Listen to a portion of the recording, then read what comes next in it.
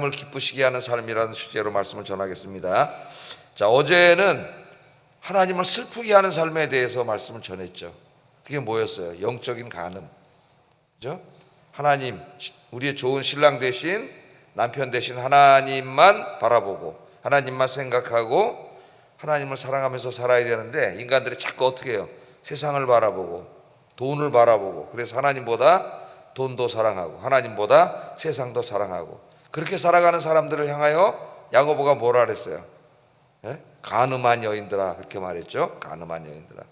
그 말씀은 진짜 우리는 어떤 그 인간의 삶에 있어서 간음을 말하는 게 아니라 하나님보다 세상을 사랑하는 영적인 간음에 대해서 말하는 것이다. 어제 그 말씀을 전했습니다. 오늘은 이제 그 연속으로 하나님을 슬프게 하는 삶이 아니라 하나님 기쁘게 하는 삶, 신랑 대신 남편 대신 하나님을 우리가 어떻게 기쁘게 해야 되느냐 몇 가지를 살펴볼 텐데요. 첫째는 마귀를 대적하고 하나님을 가까이 하는 삶을 살으라고 말씀을 합니다. 7절에 보면 마귀를 대적하라, 그리하면 너희를 피하리라. 마귀를 대적하라. 그러니까 우리 마음속에 자꾸 이렇게 하나님을 바라보면서 살던 우리의 마음을 자꾸 이렇게 세상으로 이렇게 향하게 하고 세상을 쳐다보게 하는 어떤 어둠의 권세가 있다는 거예요. 내 마음속에 하나님보다 세상을 자꾸 더 사랑하고 돈도 사랑하게 이 마음속에 하는 이런 육신의 정욕과 탐욕을 주는 어떤 어둠의 권세가 있다는 겁니다. 그러니까 내 마음에 그런 마음이 들 때에 어둠의 권세가 역사하고 있구나, 성령이 나를 온전히 지배하고 계셔야 되는데 어둠의 권세가 역사하고 있구나, 그걸 우리가 깨달아야 되죠. 그 어둠의 권세가 누구라 그랬어요? 마귀라 그랬습니다. 마귀요 사탄이다, 그렇게 이야기합니다. 마귀는 우리의 감각기관들, 보고 또 손으로 만지고 듣고 이런 감각기관들을 통해서 육신의 이런 몸을 통해서 자꾸 어떻게 돼요? 세상의 것들을 보여주고 만지게 하고 듣게 하고, 그래서 우리 하나님으로부터 멀어지게 하죠. 그런 일을 하는 게 마귀입니다. 늘 우리 주변을 맴돌면서 배고파서 오는 사자처럼 하여튼 틈만 있으면 쓰러뜨리려고 하는 게 마귀예요. 그래서 어떻게 되느냐, 오늘 성경에 보면 마귀는 어떻게 해요? 대적하라. 대적한다는 말, 싸우라는 말이죠. 영적인 싸움을 해야 된다는 이야기입니다. 늘 기도하면서 성경 말씀 묵상하면서 이렇게 여러분처럼 예배드리면서 마귀와 싸워야 돼요. 마귀를 대적해야 돼요. 마귀는 보이지 않지만 우리 육신을 통해서, 마음을 통해서 역사하기 때문에 사악한 마음 있을 때 우리가 싸워야 됩니다. 그래서 베드로전서 5장 8절 9절에 보면 이렇게 말씀을 했습니다. 한번 읽어봅니다. 시작. 우는 사자같이 두루다니며 삼킬 자를 찾나니 너희는 믿음을 굳게 하여 그를 대적하라, 그렇게 말합니다. 근신하라, 깨어라. 신앙에 잠을 자지 말라는 말이죠. 깨어라. 왜냐하면 우리의 원수인 마귀가 배고파서 우는 사자처럼 우리 주변 두루 다니면서 잡아먹으려고 한다는 거예요. 삼킬 자를 찾아다닌다는 거죠. 그러므로 마음을 굳게 하여 그를 대적해야 된다. 성경이 그렇게 얘기하고 있습니다. 우리들의 마귀가 보이지 않지만은 마귀는 우리 주변을 늘 맴돌면서 자꾸 타락한 육신을 자극하고 육신의 탐욕과 정욕을 자극해서 어떻게 하려고 해요? 자꾸 우리를 세상으로 끌고 가려고 그러죠. 하나님으로부터 멀어지게 하고 우리를 타락시키게 하고, 마귀는 자꾸 그렇게 한단 말이에요. 그런데 그 모습이 배고파서 오는 사자와 같다는 거예요.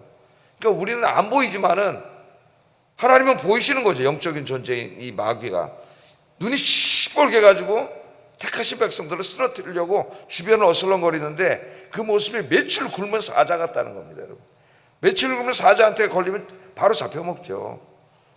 그럼 지금 그렇게 영적으로 긴박한 상황 속에 살아가는데 성도들이 그냥 넋놓고 있는 거예요. 그러니까 이 성도들의 마음이 성령에 의해서 지배를 받아야 되는데 마귀에 의해서 자꾸 이끌리는 그런 삶이 됨을 안타깝게 여기는 말씀입니다. 그래서 이 에베소서 4장 20절에 보면은 마귀에게는 틈을 주지 말라 그랬어요. 에베소 4장 27절, 마귀에게 틈을 주지 말라. 마귀는 우리가 조금만 영적인 틈을 보이면은 그 틈 속으로 비집고 들어와서 우리를 죄짓게 합니다. 틈을 주지 마라. 틈은 작은 거죠. 작은 거지만 이 건물에 크랙이 조그맣게 났는데 이걸 무시하고 방치해 두면 어떻게 돼요? 이게 나중에는 무너지죠. 건물이.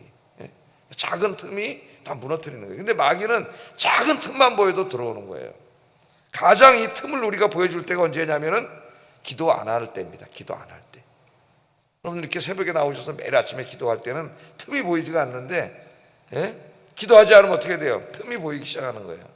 그래서 구약 성경에도 보면은 다윗과 같은 사람은 얼마나 신실한 사람입니까? 그 사람이, 예? 정말 하나님이 내 마음에 가장 합한 자라고 칭찬을 했던 그런 사람이지만은 어느 날 왕이 되고 삶이 편안해지고 그러다 보니까 전쟁이 일어났어요. 근데 그 전쟁은 왕이 직접 나가는 전쟁이에요. 전쟁에는 보통 장군들 요압이 나가서 싸우는데 굉장히 중요한 전쟁은 왕이 직접 나갑니다. 이걸 친정한다 그러는데, 왜냐 왕이 나가면 진짜 왕이 뭐 싸우질 않겠지만은 백성들의, 이 군인들의 뭐가 올라요? 사기가 올라죠. 사기가. 그래서 자기가 나가야 될 전쟁인데 나가기가 싫으니까 안 나갔어요. 그래서 군인들이 나가서 싸우면은 그럼 최소한 더 기도는 하고 있어야 되잖아요. 원래 다윗은 기도하는 사람이잖아요. 근데 그때 이제 모든 게 편안해지니까 기도 생활이 무너진 거예요. 기도 안 하고 남의 집 그냥 어슬렁어슬렁 성은 어슬렁어슬렁 밤에 거리다가 왜 또 남의 집 들여다봐가지고 그 마귀가 딱 들여다보니까 그때 틈이 딱 보이니까 마귀가 그 틈을 딱 치고 들어와서 그 밧세바가 그날 또 목욕을 하는 그 장면을 보게 하고, 그래서 간음죄를 짓고 간접살인죄를 짓고, 그래서 금방 틈을 보이니까 그냥 쓰러지잖아요. 제일 우리가 틈을 보이는 게 기도하지 않는 건데 여러분. 그래서 우리 예수님은 아침을 기도로 시작하고 하루를 기도로 시작하고 하루를 기도로 마치라 그랬죠. 우리 예수님이 그렇게 기도의 본을 직접 보여주셨습니다. 여러분 늘 기도하셔서 마귀에게 틈을 보여주지 않는 여러분들에게 주의 이름으로 축복합니다. 틈을 보이면 안 돼요, 여러분. 틈을 보이면. 그러니까 유혹의 장소, 어제도 공부했지만 우리는 연약하기 때문에, 예? 우리의 이 연약한 육신의 정욕을 이끌 만한 그런 사람들, 그런 장소, 그런 곳, 그게 어느 곳이든지 틈을 주면 안 돼. 조그만 틈을 주면은 그걸 마귀가 들어온다는 거예요. 그래서 하나님은 우리의 연약함을 너무 잘 알기 때문에 마귀에게 틈을 주지 마라. 틈을 주지 마라 그랬어요. 그리고 이제 마귀와 싸워야 되는데 마귀와의 싸움은 어떻게 해야 돼요? 하나님의 전신갑주를 입어야지 우리의 힘과 지혜로는 못 이겨요. 그래서 에베소 6장 11절에 마귀의 간계를 능히 대적하기 위하여 하나님의 전신갑주를 입으라. 전신갑주를 입으라. 그래서 에베소서 6장에 보면 뭐 상당히 많이 나오죠. 머리 투구부터 해가지고 이제 전신갑주가 쫙 나오는데, 에베소 6장 강의는 제가 상당히 자세하게 해가지고 그 전신갑주 홈페이지에 올려놨습니다. 에베소 강의할 때 하나하나 다 해놨어요. 다시 한번 읽어보시고, 이 하나님의 전신갑주가 많이 나오는데 그것들을 요약하면은 말씀과 기도예요. 말씀과 기도. 늘 기도하면서 하나님 말씀 읽고 묵상하는 겁니다. 이렇게 듣고 읽고 묵상하고. 핵심은 그거예요. 핵심. 하나님의 이 영적인 전신갑주를 입지 않으면 마귀를 이길 수가 없어요, 우리가. 그러나 우리가 하나님의 전신갑주를 입으면 백전백승할 수가 있습니다. 야고보서 4장 7절 오늘 말씀에 마귀를 대적하라. 그러면 너희를 어떻게 한다고요? 피하리라. 도망간다는 거예요. 도망가. 예? 마귀가 다 알아요. 딱 볼 때 저 사람이 늘 기도하는 사람이고 하나님 말씀을 가까이 하고 예배를 가까이 하는 사람이면 틈이 보이지 않아. 그 사람 마음속에 내가 이렇게 약간 하나님으로부터 멀어지게 하려고 세상에 대한 어떤 유혹거리를 줬는데, 이 사람이 그런 마음이 드니까 어떻게 기도하면서 나사렛 예수의 이름으로 사탄아 물러와라. 사탄이 어디 있어요? 안 보이지만 내 마음속에 찾아왔잖아요. 마음으로. 모든 죄는 마음에서 시작하잖아요. 그게 대적하는 거예요. 그러면 어떻게 해요? 마귀가 도망간다는 거예요. 마귀가 도망가. 늘 여러분 기도하셔서 마귀를 쫓아버리는 여러분 되길 주의 이름으로 축복합니다. 자, 이렇게 우리 그리스도인들은 마귀를 대적해야 돼요. 마귀를 대적하고 하나님을 가까이 하라. 그리하면 너희를 하나님도 가까이 하시리라. 그래서 여러분 늘 기도하시고 예배드리고 성경 말씀 읽고 그렇게 하면서 하나님과 영적인 교제를 나누고 마귀는 대적하고 하나님을 늘 가까이 하시는, 더욱더 하나님께로 가까이 오시는 여러분 되기를 주의 이름으로 축복합니다. 한 걸음 한 걸음 하나님께로 가까이 가야지, 한 걸음 한 걸음 우리가 뒤로 멀어져 갈 수가 있어요. 여러분 자꾸 세상을 향하여 점검해 봐야 돼요. 내 걸음이 어디를 향하여 가고 있는지를 점검해 봐야 됩니다. 그래서 시편 72편에 주께 가까이 함이 내게 복이라 그랬잖아요.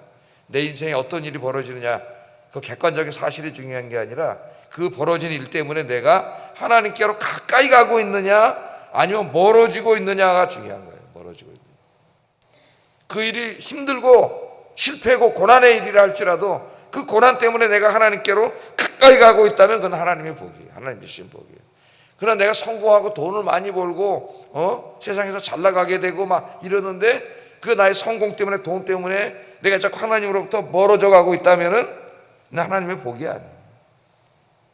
그래서 죽게 가까이 함이 내게 복이라.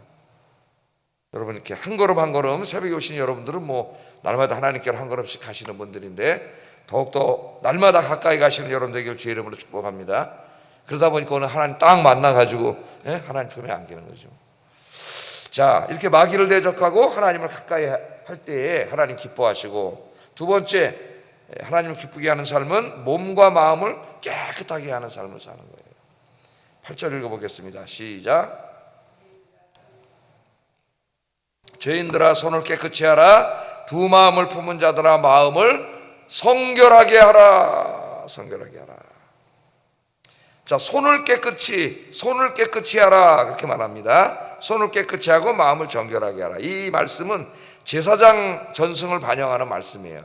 제사장들 깨끗하게 하다, 성결하게 하다는 제사장의 정결 규례에서 유래된 말씀입니다. 제사장은 늘 성물들을 관리하고 하나님을 아주 지근 거리에서 가까운 거리에서 섬겨야 되는 사람이었기 때문에 항상 뭐가 필요했냐면 깨끗하게 정결하게 해야 됐습니다. 자신을 정결해, 온 몸을 정결하게 하고.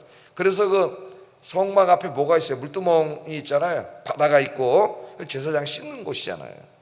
뭐 우리가 몸만 씻는다고 하나님 정결하게 되는 건 아니지만 그 하나님의 성막에 들어가기 전에 거기서 씻을 때에 몸을 씻으면서 그건 상징적인 행동이죠.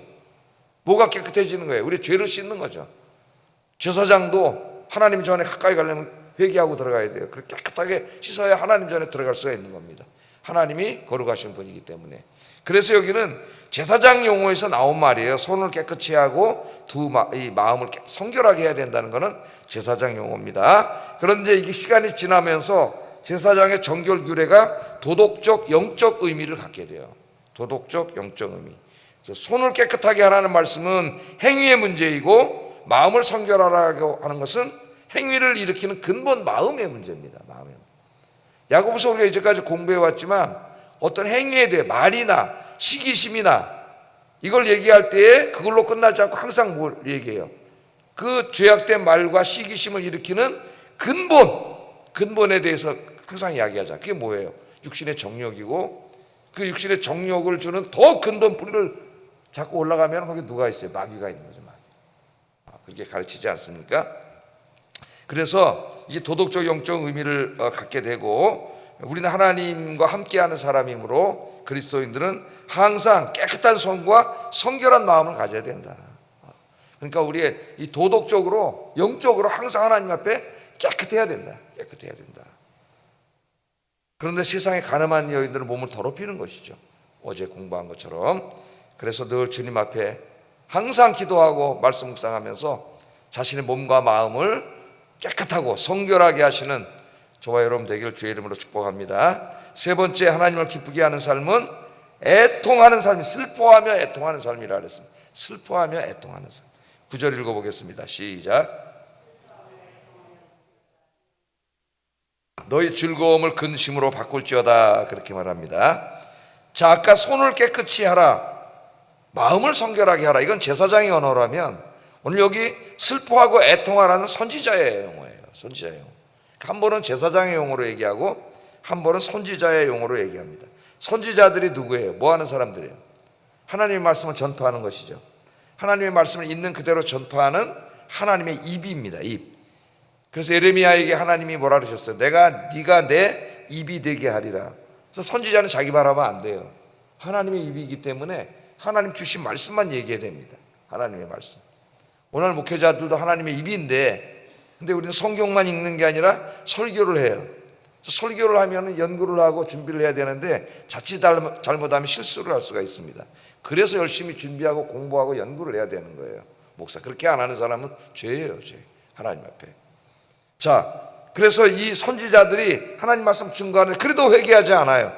그럼 그 다음에 어떤 말씀을 선포하세요? 하나님 선지자 입을 통해서 회개하라, 하나님께로 돌아오라, 우상을 버리라, 음란을 버리라, 도덕적으로 깨끗하게 살아라. 그렇게 하는데 회개하지 않고 계속 죄를 져.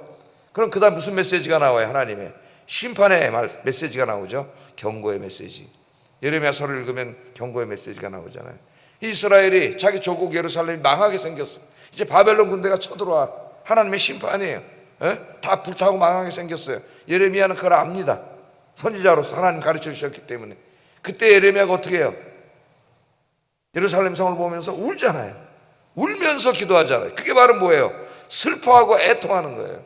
자신의 죄뿐만 아니라 자기 민족의 죄를 끌어안고 슬퍼하며 애통하는 거예요.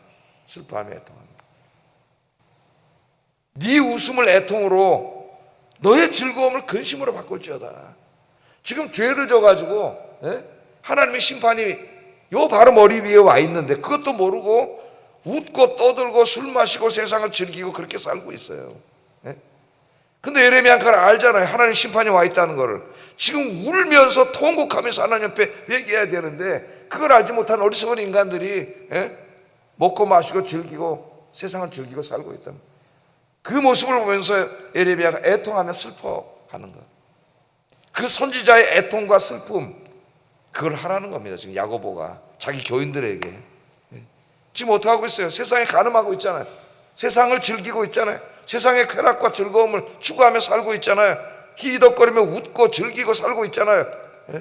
하나님은 우시고 계시는데, 하나님은 슬퍼하고 계시는데, 슬퍼하며 애통하며 지금 회개해야 될 때인데 그렇지 않고 있는 안타까운 모습을 우리에게 보여주고 있습니다.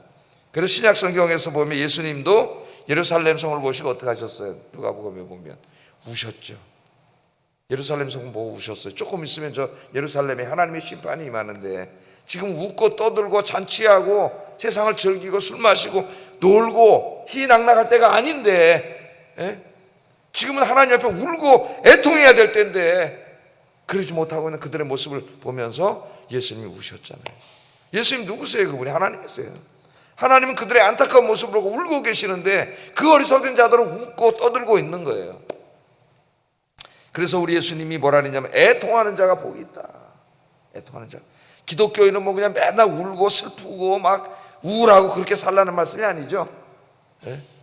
애통하는 게 뭐예요? 세상의 죄악을 끌어안고 울고 애통하는 겁니다. 거기는 나 자신이 포함되는 거죠. 나의 죄와 이 세상의 죄와 이 안타까운 공동체 안에 있는 이 죄를 끌어안고 울며 애통하며 기도하는 자, 회개하는 자가 복이 있다. 우리가 그렇게 죄의 문제를 끌어안고 회개할 때 하나님이 어떻게 하세요? 하나님이 기뻐하신다. 하나님이 우리를 용서해 주시고 기뻐하십니다. 늘 이 죄의 문제를 심각하게 생각하고 하나님 앞에 울며 애통하며 기도하시는 저와 여러분 되길 주의 이름으로 축복합니다. 이렇게 우리가 하나하나 하나님을 기쁘시게 하는 삶을 살 때에, 신앙생활을 열심히 할 때에, 영적으로 무장해 갈 때에 우리에게 찾아오는 적이 있습니다. 그게 뭐냐면 마귀가 또 찾아와요. 그때 뭘 가지고 옵니까? 이번에는 교만을 가지고 찾아와요. 교만. 내가 열심히 주님을 섬기고 이렇게 하나님 기쁘시게 하는 삶을 살아갈 때 은근히 마귀는 내 마음속에 뭘 갖고 찾아와요? 네가 최고다, 네가 으뜸이다 하는 교만한 마음을 가지고 찾아옵니다. 그래서 마지막이 뭐냐면은 10절이에요. 한번 읽어보겠습니다. 시작. 주께서 너희를 높이시리라. 그러니까 교만은 신앙생활 열심히 하고 열심히 봉사하고 열심히 헌신할 때 오는 것이지 그냥 이렇게 대충 신앙생활 한 사람한테 교만이 오는 게 아니에요. 이건 영적인 교만을 말하는 겁니다. 뭐 내가 공부를 많이 해가지고 거만한 그게 아니라 영적인 교만이에요. 영적인 교만. 영적인 교만이 무서운 거죠. 목사도 영적인 교만에 빠질 수가 있어요. 자기가 어떤 좀 업적을 이루고 뭐 열매가 성공의 열매가 있으면 목사가 굉장히 교만해지죠. 영적인 교만이 확 올 수가 있어요. 이거 우리 모두에게 찾아오는 거예요. 열심히 섬길 때, 여러분같이 열심히 새벽 기도할 때 나도 모르게 내가 최고지 이런 마음이 생길 수가 있습니다. 그래서 주 앞에서 뭐라 그랬어요? 마지막으로 낮추라 그랬습니다. 겸손하라. 그러면 주님께서 너희를 높이시리라. 할렐루야. 내가 나를 높이려고 그러면 꼴불견이 되는 거예요. 여러분. 내가 나를 높이려고 그러는 게 교만이에요. 그러면 하나님이 확 끄집어 내리세요. 그런데 내가 이렇게 주님을 잘 섬기면서 늘 하나님께 가까이 가면서 하나님 기쁘시게 하는 삶을 살면서 항상 겸손해, 항상 낮은 자세로 섬겨. 그럼 어떻게 하나님이 그 사람을 높이세요. 높이세요. 그 사람의 그 아름다운 영적인 모습을 나는 드러내려고 한 적이 없는데 하나님께서 높이세요. 하나님께서. 그래서 하나님을 늘 기쁘시게 하는 삶을 살 때 마지막 이 활용 정점이 겸손한 겁니다. 겸손. 낮은 자세로 더욱 하나님을 잘 섬기시기를 주의 이름으로 축복합니다. 기도하겠습니다. 자, 첫째, 마귀를 대적하여 쫓아버리고 하나님을 가까이 하는 삶을 살게 하소서. 마귀가 슬금슬금 내 마음속에 찾아올 때 예수님의 이름으로 명하는 사탄아 물러가라. 마귀를 대적해서 쫓아버리게 하여 주시옵소서 기도하시고, 두 번째, 늘 기도와 말씀 묵상을 통하여 몸과 마음을 깨끗하게 하며 죄에 대하여 애통하게 하소서. 애통하게 하소서. 세 번째, 주님 앞에 나 자신을 낮추는 겸손한 삶을 살게 하소서 기도하겠습니다.